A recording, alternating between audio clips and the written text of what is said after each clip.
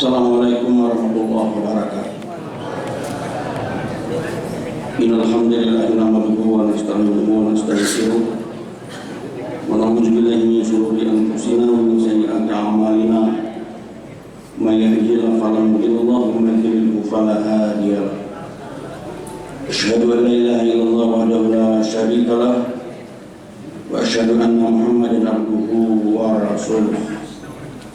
Allahumma shalli wa sallim wa barik ala Muhammad wa ala alihi wa ashabihi wa man tabi'ahum bi ihsanin ila yaumiddin. Allah ta'ala fi kitabihil karim.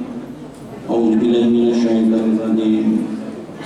Ya ayyuhalladzina amanu taqullaha haqqa tuqatih wa la tamutunna illa wa antum muslimun. Ya ayyuhan-nasu taqu rabbakum alladzi khalaqakum min nafsin wahidah وخلق منها زوجها وبث منهما رجالا كثيرا ونساء فاتقوا الله الذي تساءلون به والأرحام إن الله كان عليكم رقيبا يا أيها الذين آمنوا اتقوا الله وقولوا قولا سديدا يصلح لكم أعمالكم ويغفر لكم ذنوبكم ومن يطع الله ورسوله فقد فاز فوزا عظيما. Bapak-bapak, ibu-ibu, saudara-saudara jamaah salat maghrib menjelang salat isya Masjid Al-Furqan rahimahumullah. Pertama-tama sepatutnya kita memanjatkan puji dan syukur kehadirat Allah Subhanahu wa taala, di mana hingga pada saat ini kita tetap diberikan Allah kesehatan, kekuatan lahir dan batin. Dengan izin serta kehendaknya pula hati kita berkor dengan langkah kaki dan ayunan tangan kita ringan datang ke masjid ini, terutama melaksanakan kewajiban kita salat maghrib berjamaah, dilanjutkan dengan mengikuti pengajian rutin yang dilaksanakan oleh takmir masjid pada setiap Sabtu malam.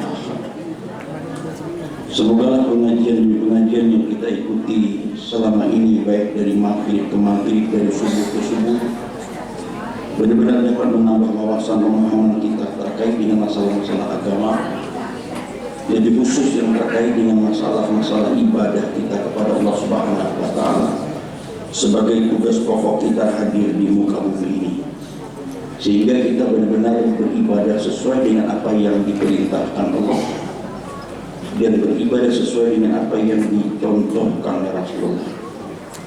Karena dua itu nanti yang menentukan mutu, kualitas, nilai ibadah seseorang di sisi Allah Subhanahu wa taala. Apakah ibadah yang kita lakukan memang ada dasar perintah baik dari Al-Qur'an maupun Sunnah? Kalaupun ada, apakah kita lakukan sesuai dengan apa yang dituntun oleh Rasulullah? Di tengah-tengah hari ini banyak saudara-saudara kita yang beribadah tanpa ada dasar. Di tengah-tengah hari ini masih banyak saudara kita yang beribadah tanpa ada tuntunan dari Rasulullah. Dan kita bersyukur bahwa kita istiqamah selalu beribadah yang mendasarkan Al-Quran dan Sunnah, dan semoga ini tetap kita konsisten berpegang teguh pada Al-Quran dan Sunnah Rasulullah, yang itu menjadi kewajiban kita mematuhi perintah-perintahnya. Bapak-bapak dan ibu-ibu, seyogianya takmir masjid meminta kepada Pak Busra Muqaddas untuk kembali menyampaikan tausiah. Tapi dengan pertimbangan beberapa hal, terutama besok pagi beliau sudah harus meninggalkan Banjarmasin menuju Jakarta lagi, kurangnya tidak tidur ya. Karena kesibukan beliau selama ini melakukan berbagai macam advokasi terkait dengan masalah-masalah hak asasi manusia. Dr. Haji Muhammad Busra Muqaddas itu salah seorang pimpinan pusat Muhammadiyah yang terpilih 13 anggota muktamar yang dilaksanakan di Surakarta beberapa bulan yang lalu. Dan beliau membidangi bidang hukum dan hak asasi manusia, serta membidangi lembaga hikmah dan kebijakan publik. Jadi Pak Busra di dalam tahun-tahun ini, kan ini tahun politik, beliau hampir keliling di seluruh tanah air memberikan advokasi terkait dengan masalah hukum dan masalah-masalah politik kebangsaan. Karena itu memang tugas beliau. Jadi atas pertimbangan mungkin beliau perlu istirahat karena besok pagi harus terbang lagi ke Jakarta. Padahal kita ingin mendengarkan tausiah beliau. Yang tausiah beliau tidak hanya nuansa-nuansa keagamaan, tapi nuansa-nuansa kebangsaan, politik kebangsaan. Karena beliau memang bidang kajiannya di sini. Dan memang di dalam minggu ini pimpinan wilayah Muhammadiyah agak sibuk dengan beberapa kegiatan.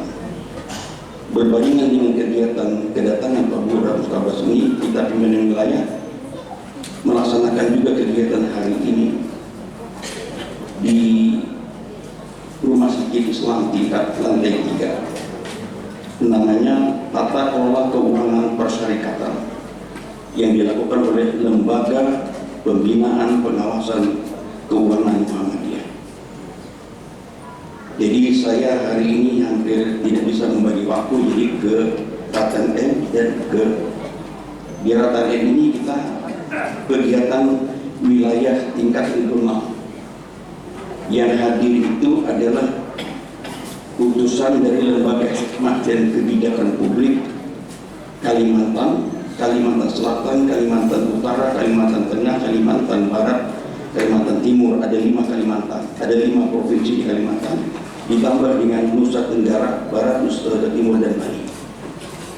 Kegiatannya di Ratantin yaitu menghadirkan Pak Busra Mutanas. Di wilayah kita mengundang seluruh lembaga amal usaha kita untuk mendidik dan melatih, melajari bahasa kita, agar amal usaha kita paham dengan pembuatan neraca keuangan yang selama satu periode yang lalu 7 tahun karena ada masa COVID, sama sekali kita tidak pernah ada audit internal, sehingga sampai hari ini sering terjadi friksi-friksi di dalam amal usaha kita, mulai tingkat PAUD, SDRI, Senawi SMP sampai perguruan tinggi. Begitu juga amal usaha yang lain. Kalau sudah buah itu kelihatan habang-habangnya, wah ini sudah jadi barang rebutan. Maka itulah di dalam Muhammadiyah ada namanya Lembaga Pembinaan Pengawasan Keuangan Amal Usaha, yang selama ini tidak ada audit internal, sehingga di bawah ini sering terjadi keresahan, terjadi konflik di antara sesama internal Muhammadiyah. Nah, karena itu maka dalam periode ini kami memperkuat lembaga ini untuk melakukan pengawasan. Tidak saja dia mau usaha dalam pengertian sekolah, tapi musala dan masjid pun nanti akan kita lakukan pembinaan pengawasan, supaya dana umat yang diraih oleh Muhammadiyah betul-betul tersalurkan dan termanfaatkan. Nah, karena itu tadi kita di Rumah Sakit Islam di lantai 3 itu mengundang semua pelaku amal usaha, terutama yang bagian kasir dan bagian keuangan, untuk diberitahu tentang tata cara pengelolaan keuangan. Karena kita ini organisasi yang profesional, yang banyak menghimpun dana masyarakat. Meskipun dana masyarakat harus dipertanggungjawabkan secara organisasi, sekecil apapun dana masyarakat, karena itu menjadi aset. Nah, yang ini yang selama periode yang lalu tidak berfungsi lembaga ini. Ada sih lembaganya, tapi tidak jalan begitu, sehingga amal usaha kita ya masing-masing bergerak, sehingga muncul kritik, muncul saran. Ini banyak duitnya kemana, ini banyak duitnya kemana, karena tidak ada pembinaan pengawasan. Dan kita merasa bersyukur tadi begitu diadakan tanya jawab, bahwa mereka minta ini Pak, kami yang memerlukan, kami yang berhajat. Karena banyak kita melakukan penyimpangan secara administrasi keuangan. yang berpotensi terjadi perpecahan karena amal usaha kita. Lebih-lebih kalau amal usaha itu ya tadi buahnya kena rimbun, amun amal usaha pohonnya kena karing daunnya, ada ketemu boleh itu. Apalagi mahal bertanam, boleh orang bertanam ini. Tapi sudah kena berpucuk, berarti buah apa? Berebut. Nah itu manusiawi. Nah ini tadi sudah kita lakukan sehingga nanti di dalam budaya ini kita adakan pengawasan internal. Adapun yang diratakan ini namanya lembaga hikmah dan kebijakan publik. Karena tahun ini adalah tahun politik dan Muhammadiyah tidak berafiliasi pada satu kekuatan partai politik manapun. Muhammadiyah tetap menjaga kedekatan dengan semua kekuatan partai politik. Karena warga Muhammadiyah itu hampir ada di semua kekuatan partai politik. Nah, pimpinan pusat menyadari ini di dalam tahun politik ini, maka saluran-saluran suara warga Muhammadiyah harus betul-betul terkonsentrasi. Jangan tersambung. Karena itu maka kita mengindos warga Muhammadiyah yang tanda petik syahwat politiknya tinggi, silahkan ikut berkontestasi di dalam politik tahun 2024, dan warga Muhammadiyah harus mendorong mana dari manapun partai itu yang akan dirumuskan oleh pimpinan pusat sampai ke daerah. Mungkin bapak-bapak dan ibu-ibu sudah membaca beberapa berita minggu yang lalu. Pertemuan dua organisasi besar Muhammadiyah dan Nahdlatul Ulama, Suwan Pak Haidar beserta kawan-kawan dengan pengurus besar. Apa inti pertemuan? Mengajak kepada masyarakat untuk melakukan politik yang benar. Jadi pasal moralnya agar seluruh masyarakat ini dalam menghadapi kontestasi politik tahun 2024 yang akan datang menjaga kedamaian dengan mengawasi politik yang beradab dan politik yang benar. Pengalaman dua kali Pilpres kita 2014, 2019, masyarakat kita terbelah sampai hari ini. Jadi sehingga lembaga hikmah dan kebijakan publik ini mencoba untuk mencari strategi, mencari jalan, mencari siasat supaya umat ini betul-betul melaksanakan politik yang benar dari mana saja. Nah itulah nanti tadi didatangkan pimpinan pusat yang kebetulan Pak Dr. Muhammad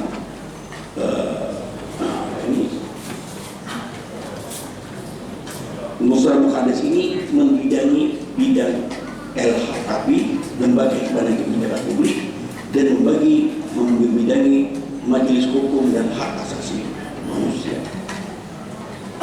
Jadi dipanggil semua pimpinan kita. Dalam awal bulan Mei yang lalu, seluruh pimpinan wilayah, seluruhnya, jadi yang di Kalimantan Selatan ada 13, dipanggil ke Jakarta untuk mengikuti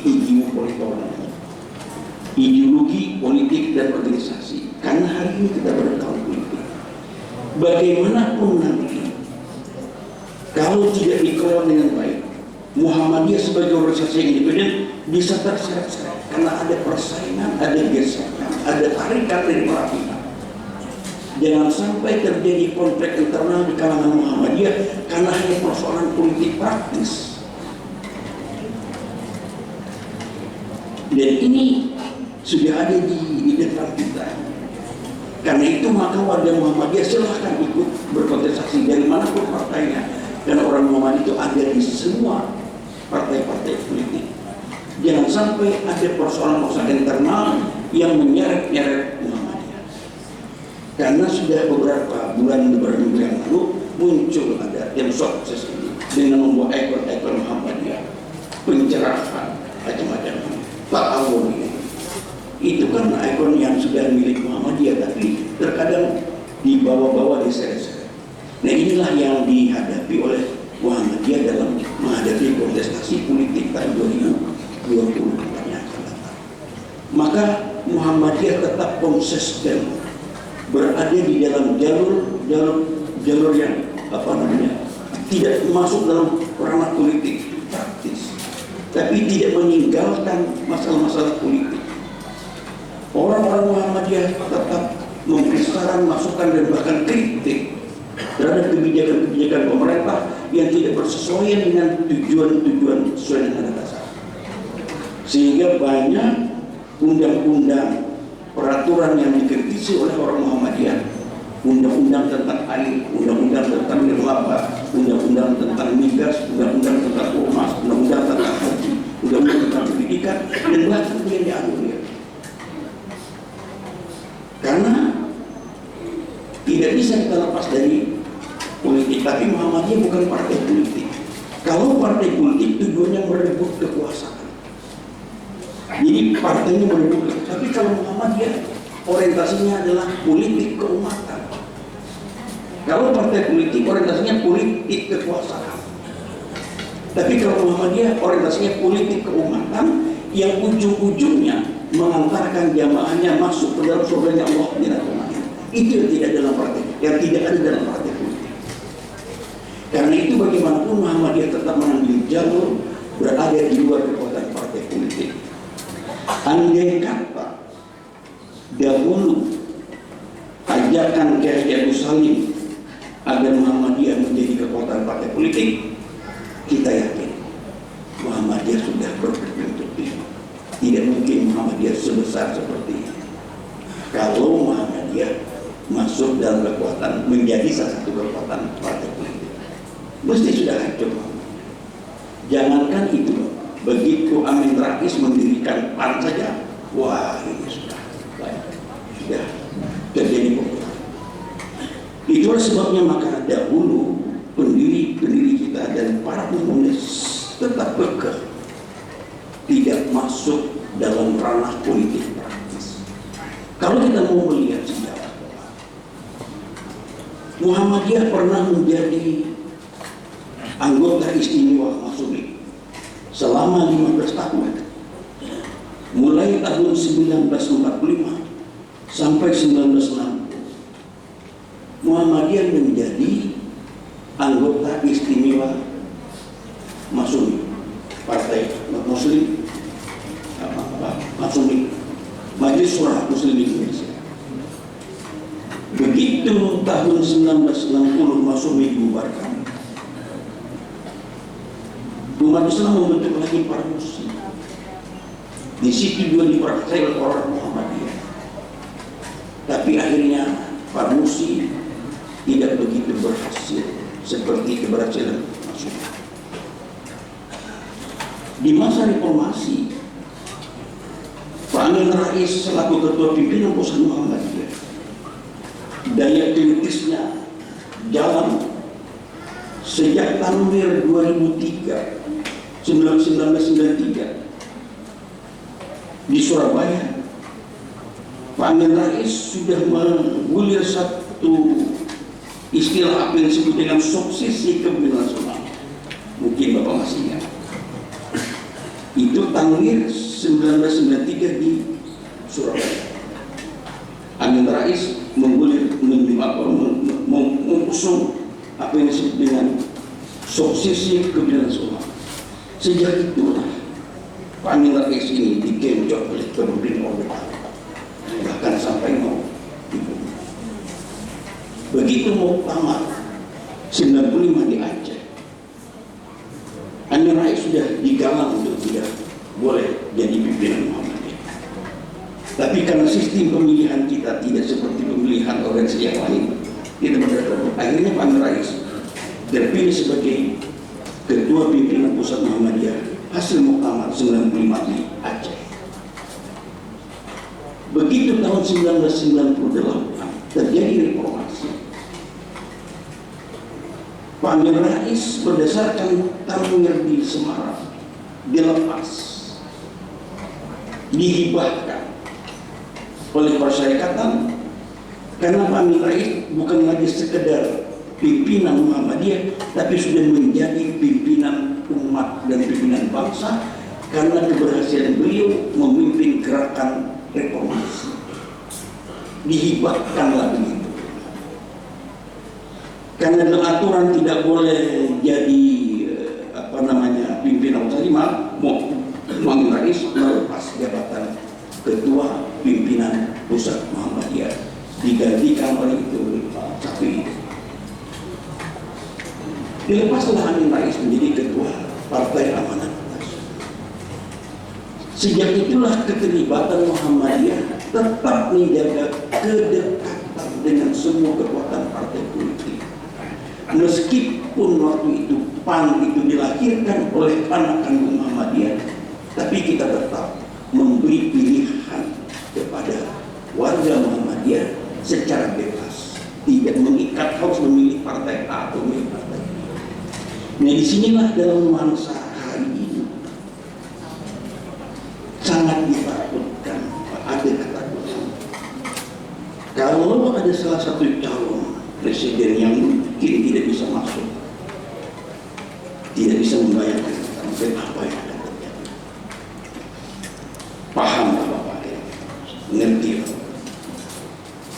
Karena ini gesekannya Bapak di tingkat atas semakin keras. Jadi menghadapi situasi seperti ini, organisasi yang independen seperti Muhammadiyah harus ekstra hati-hati. Karena ini sudah cawe-cawenya sudah vulgar begitu. Nah, kita sudah paham.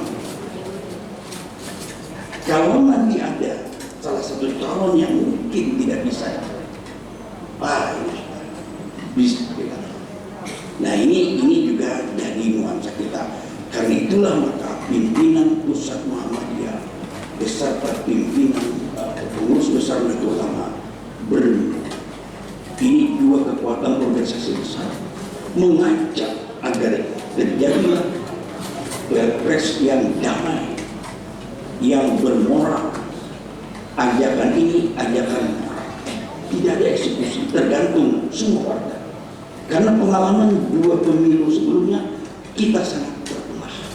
Muncul istilah kampret, cebong, kadrun, dan berbagai macam ujaran-ujaran kebencian yang membawa banyak korban. Ada yang masuk penjara, ada yang tidak masuk penjara.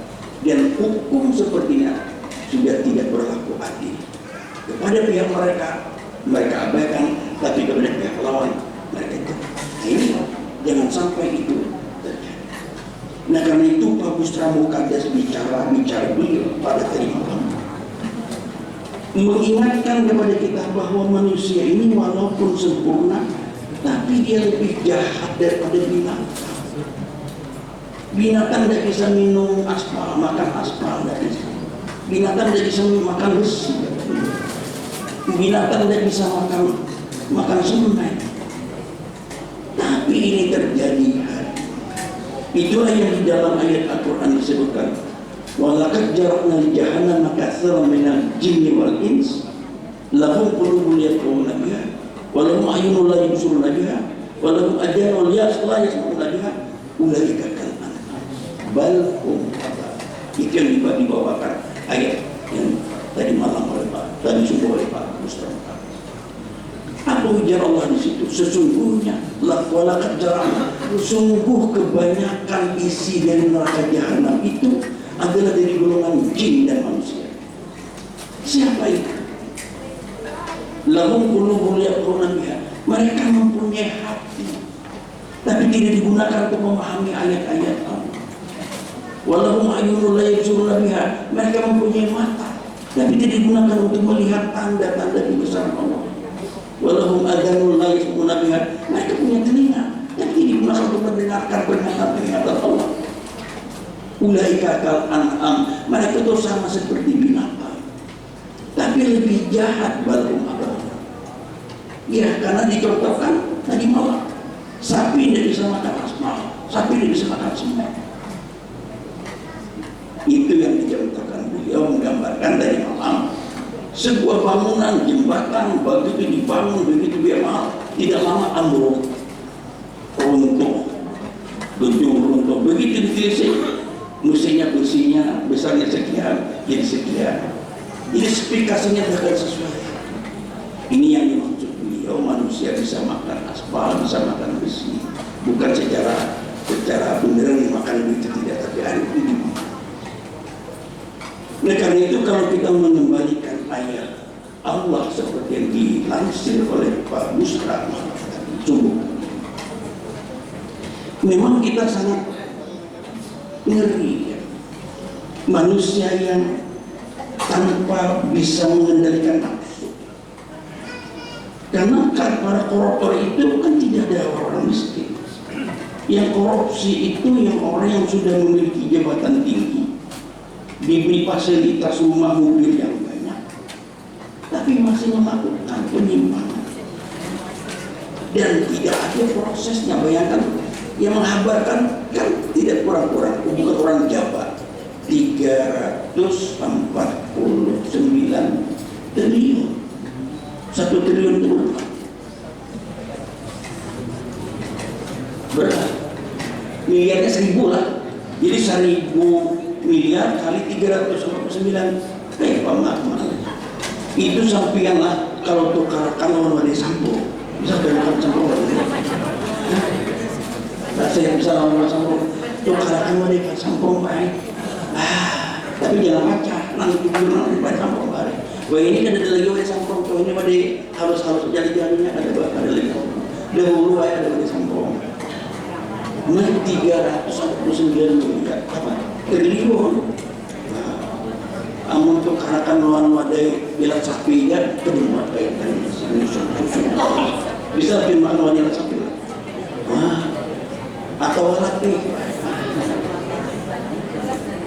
menyambat yang kita kenal ya berapa miliar, 1000 miliar, 1 triliun.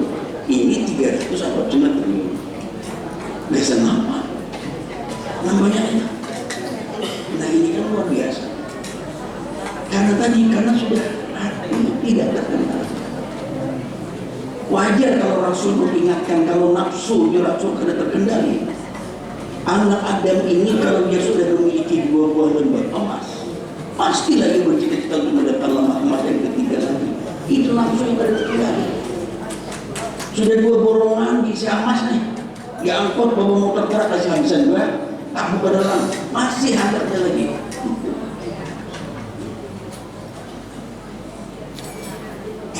Dua lembar emas katakanlah sempurna, tapi kita tahu kalau lembar emas lagi.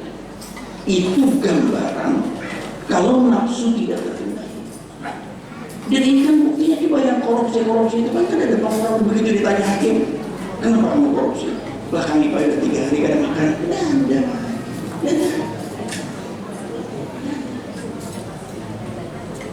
Dan korupsi itu hari ini sampai dan masih terjadi. Di wadah kita nih aja berapa bupati. Kalau bupatinya itu udah kalau dihitung dari lagi semuanya sudah tumpas.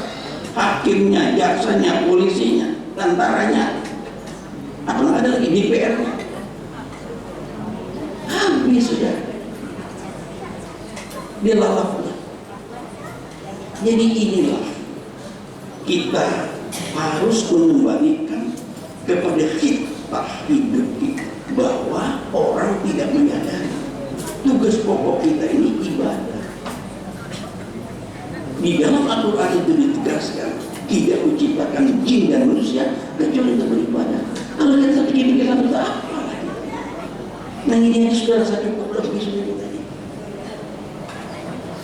Karena apa? Karena memang nafsu.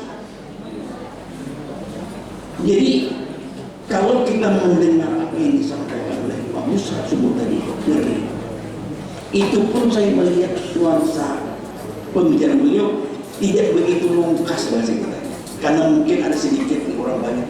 Tapi kalau bicara 2 mata, 3 mata, 4 mata di meja, habis dibuka, habis. Sampai ini kalsa ini udah tahu beliau, karena beliau kan tidak pernah juga ngomong usul di sini. Nah karena itu maka sebagai orang yang beragama lebih-lebih warga Muhammadiyah yang memiliki pedoman. Muhammadiyah itu ada memiliki pedoman hidup Islami warga Muhammadiyah. Yang itu diputuskan dalam Tanwir Muhammadiyah di Jakarta. Pedoman itu ada pedoman hidup berkeluarga, hidup bermasyarakat, hidup berorganisasi. Semuanya ada tata aturan di situ yang semuanya itu merujuk kepada Al-Quran dan hadis. Nah, oleh karena itu kita bersyukur bahwa di dalam kajian-kajian Muhammadiyah selalu mendasarkan kepada Al-Quran dan Sunnah. Karena itu maka kita kalau mengingat hadis Rasul, kata Rasul bersabda, ujar Rasul, la tarjuma qadama abdi yaumal qiyamah, tidak akan melangkah kaki seorang hamba pada hari kiamat nanti sebelum ia ditanya. Jadi ada bergerak di batis kita ini. La tarjuma qadama abdi yaumal qiyamah hatta an umrihi aina, tentang umurnya, untuk apa ia habiskan, ditanya kita. Yang kedua, tentang harta, dari mana ia peroleh dan kemana ia belanjakan.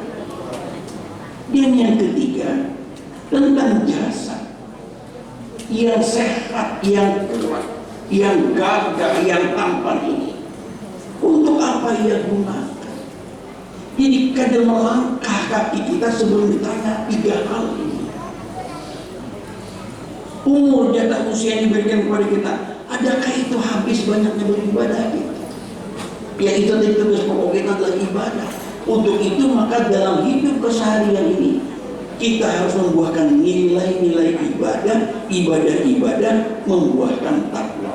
Dan takwa itulah yang membawa kita masuk surga Allah Jannatul Na'im. Wa tazawwadu fa inna khairal zadi taqwa wattaquni ya ulil albab. Berbekallah kamu, bersatulah kamu.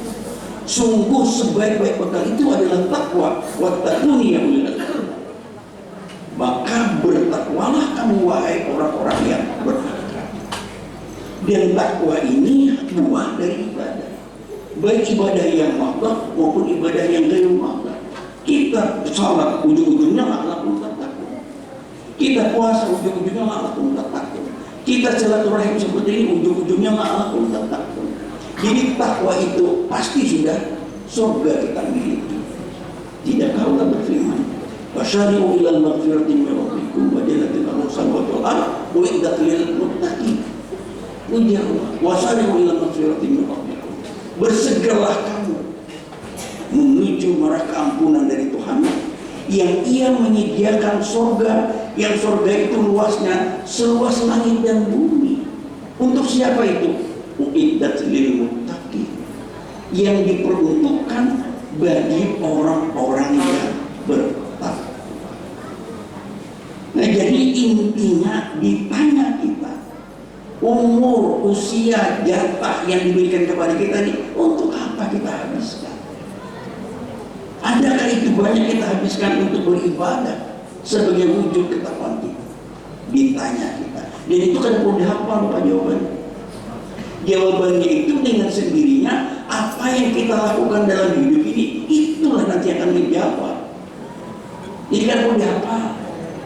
Kan bisa diajari. Bapak mengajari. Marah bukan, tidak ada 2 malaikat datang kepadamu bertanya, siapa Tuhanmu? Jawablah, Allahu Rabbi. Dengan sendirinya kita akan menjawab selama apa yang kita lakukan ini.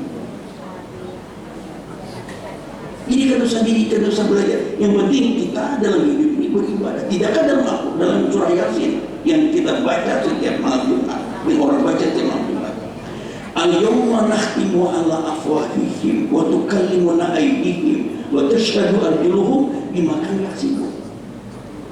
Pada hari kiamat itu dikunci mulut kita, ditutup mulut. Tangan kita yang berbicara, kaki kita yang menjadi saksi terhadap apa yang kita lakukan.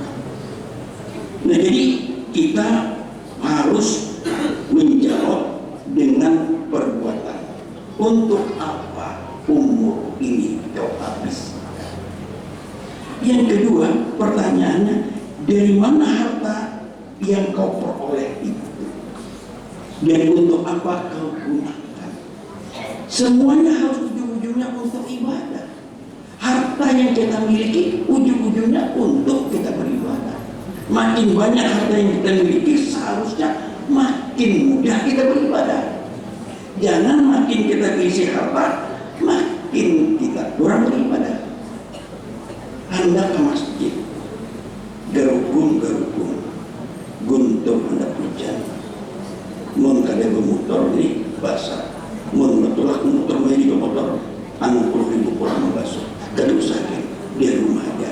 Nah ini harta kada memberi manfaat untuk koler. Sayangnya hanya membasuh tadi ke masjid dan hujan berlari biar cuma rumah aja. Nah ini harta sebesar apapun tidak ada untuk menambah ibadah. Padahal tadi harta itu harus menunjang kita beribadah. Dibanding dengan orang sepeda motor sampai Johor aja, Johor sepeda sampai ke masjid. Kena asap orang, kecil sepeda sampai ke masjid. Sekecil itu nilai sepeda, tapi dia bermanfaat untuk hidup. Dia 2-3 buah sepeda motor, dia 2 buah si mobil, bangun motor selama enggak. Jadi ujung-ujungnya apapun yang kita miliki, usia yang kita miliki, harta yang kita miliki harus untuk beribadah. Dan lalu yang ketiga, jasad yang diberikan kepada kita untuk apa kita? Kita ini Bapak syukur alhamdulillah sempurna dibanding dengan makhluk lain. Itu kan digambarkan oleh Allah. Laqad khalaqnal insana fi ahsani taqwim. Sungguh kami ciptakan manusia dengan penciptaan yang sempurna. Luar biasa kita ini. Sempurna kita ini. Dibanding dengan binatang. Kaki kita di bawah, tempat berdiri bertumpu, berjalan berlari. Tangan kiri kanan kita membuat keseimbangan kita dalam hidup. Tengah kita dibikin rangka, dan di sini ada organ tubuh yang sangat vital. Kepala kita dibungkus dengan kulit yang keras, kan di sini ada otak untuk berpikir. Ada mata, ada telinga. Indra kita di sini main, ada lidah. Kemuliaan ada di atas, ditempatkan di atas. Sempurna secara fisik. Dibanding dengan makhluk lain, katakanlah binatang, kepala dengan ekornya sama rata. Batis selama nampaknya itu terkadang mana tangan mana batis dari bisa kita. Kalau kita sambar tangan di muka ketika dia makan wangi untung kan sempurna seperti manusia. Apalagi mau cacing mana kepala mana buntut tidak kelihatan lagi. Apalagi mau cacing pada KTK apalagi kita mana kepala mana buntut. Ini kesempurnaan kita ini luar biasa. Karena itulah maka Allah bersumpah demi waktu zaitun, demi pohon tin dan zaitun, waktu di sini demi bukit Tursina, wahadal baladil amin, demi kota Makkah yang aman. Laqad khalaqnal insana fi ahsani taqwim. Sungguh kami ciptakan manusia dalam penciptaan yang sempurna. Tsumma radadnahu asfala safilin. Kemudian kami tarik mereka ke lembah yang paling tinggi. Hati-hati. Kalau kesempurnaan ini tidak digunakan, tsumma radadnahu asfala safilin. Ia tadi tidak menggunakan akal, tidak menggunakan qalbu, tidak menggunakan indra. Akhirnya masuk ke dalam neraka. Para mufasir menjelaskan summa radadnahu asfala safilin itu di tempat paling bawah itu ialah neraka. Padahal yang diciptakan sebagai makhluk yang sempurna. Tapi bila kesempurnaan itu tidak didaya gunakan untuk beribadah, tsumma radadnahu asfala safilin. Kemudian kami tarik mereka, kami kembalikan mereka ke dalam neraka. Itulah penyesalan orang-orang dalam neraka seperti digambarkan Allah dalam surah Al-Mulk. Apa bunyinya? Wa qalu law kunna nasma'u aw naqilu ma kunna bi ashabil sa'ir.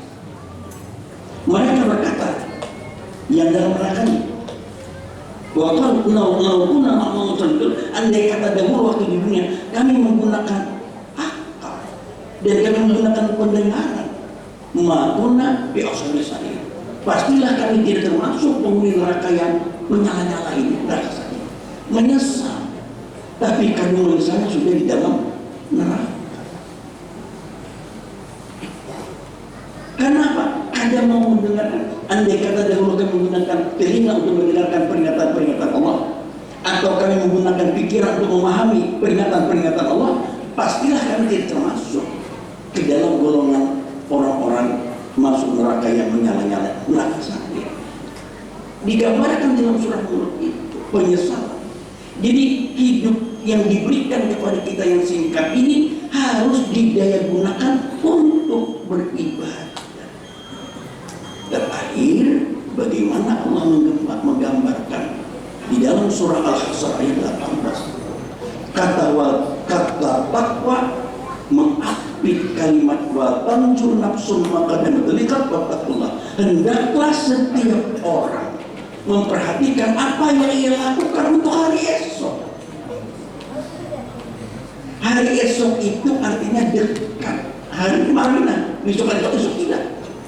Allah menggambarkan bahwa kiamat itu sudah dekat. Kata-kata lihat itu besok, pada maksudnya hari kiamat. Itu kita pahami bahwa hari kiamat, kematian itu dekat. Apa hendaklah setiap orang memperhatikan apa yang ia telah lakukan untuk hari esok, untuk hari akhirat. Dikatakan kata esok karena itu dekat. Kematian itu dekat. Hari-hari kita mendengar berita kematian, sholat jenazah di masjid Nabi, bahwa setiap hari itu ada kematian. Karena itu Allah berfirman, ya ayyuhalladzina amanu taqullah, hai orang-orang yang beriman, bertakwalah kepada Allah, wa tanzur nafsum ma qaddamat lighad wattaqullah. Hendaklah setiap orang memperhatikan apa yang ia telah lakukan untuk hari esok, wattaqullah, bertakwalah kepada Allah. Intinya harus setiap hari ini kita membuahkan nilai takwa, karena esok sudah kita masuk ke dalam hari akhir. Menggambarkan bahwa kematian itu dekat. Nah, oleh karena itu jangan sampai kita lalai di dalam mengisi hidup ini. Oleh karena itu kita bersyukur bahwa kita ini bagian orang yang senang berbuat kebaikan, tidak hanya sekedar mengerjakan apa yang menjadi kewajiban kita, tapi kita menambah lagi apa yang bisa membuahkan takwa. Ini kalau kita masukkan hati, maghrib sembahyang di rumah, maghrib Bapak, sembahyang di sana Bapak, tapi itu tidak kita tambah lagi ini. Karena kita tahu ada nilai 27 derajat melebihi nilai kita sembahyang sendiri. Kita cari, kita tambah. Nah, kalau orang kada niat seperti itu, cukup apa yang ada juga. Sembahyang juga, cuma sembahyang sama aja. Begitu aja berkumandang, kaina. Sembahyang kaina. Sembahyang lagi johor. Habis sembahyang johor, salam, kada lepas, ajan pulang orang. Ajan dan sembahyang johor, jam salam. Kan juga lagi disalahkan. Seorang itu ada johor asal. Yang disalahkan muadzin seorang hamba. Nah ini namanya tidak ditanya oleh Allah, tidak bergerak kaki seorang hamba di akhir nanti sebelumnya ditanya usia yang diberikan kepada untuk apa kau habis. Nah, mudah-mudahan kita selalu istiqamah berada di jalan Allah dan selalu ingat akan kematian, sehingga memotivasi kita untuk memperbanyak amal ibadah kita yang membuahkan takwa kita kepada Allah Subhanahu wa Ta'ala, dan masuklah kita ke dalam surganya Allah, Jannatul Ma'in. Subhanallah wa bihamdika, asyhadu an la ilaha illa anta, astaghfiruka wa atubu ilaik. Saya mohon maafkan bila terlalu hidayah. Assalamualaikum warahmatullahi wabarakatuh.